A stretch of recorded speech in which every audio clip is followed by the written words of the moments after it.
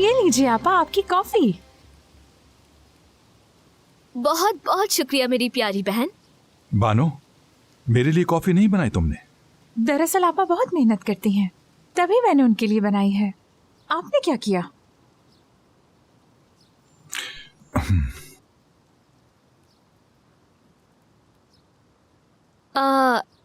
मुझे लग रहा है कि कोई बात हुई है आप दोनों के बीच। अगर मैं गलत नहीं हूं तो शायद कोई अनबन हुई है, ऐसे ही है ना?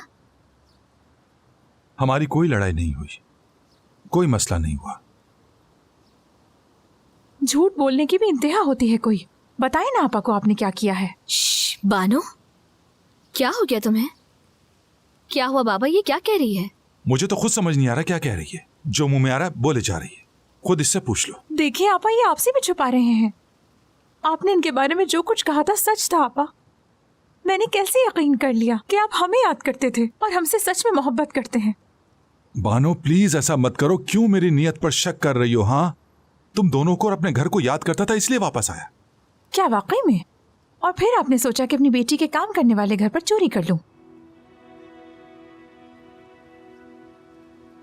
क्या बानो, ये तुम क्या कह रही हो? हाँ आपा, ये जो आदमी है ना, नाज़िन मैडम के घर में चोरी करने गया था। अगर उनके कुत्ते ने इन्हें काटा ना होता तो चोरी कर भी लेते। रॉकी? उस कुत्ते का नाम रॉकी है ना? हाँ, रॉकी। देखिए हमें कैसे बेवकूफ बना रहे हैं। ये बात सच है कि मुझे उसी कुत्ते रॉकी ने काटा है और उस कुत्ते की वजह से ही मेरे पैर का ये हाल हुआ है, जिसकी वजह से लंगड़ा कर चल रहा हूँ। मैं सच कह रहा हूँ, बोले तो और भी सफाई दे सकता हूँ। अब बचा ही क्या है बाबा सफाई देने के लिए? क्या आप वाकई उस घर में चोरी करने के लिए गए थे? आपने ये सब कुछ करने से पहले ये क्यों नहीं सोचा कि इसका इल्जाम बानो पर भी आ सकता था? यही उम्मीद थी आपसे। आपने बिल्कुल भी नहीं सोचा हमारे बारे में। शर्म आनी चाहिए। आएगी भी क्यों? आपको तो हमारी फिक्र ही नहीं है। कभी भी फिक्र नहीं थी। अब आप इस घर से फौरन चले जाएं और वापस कभी मत आइएगा। जाएं। बाहर।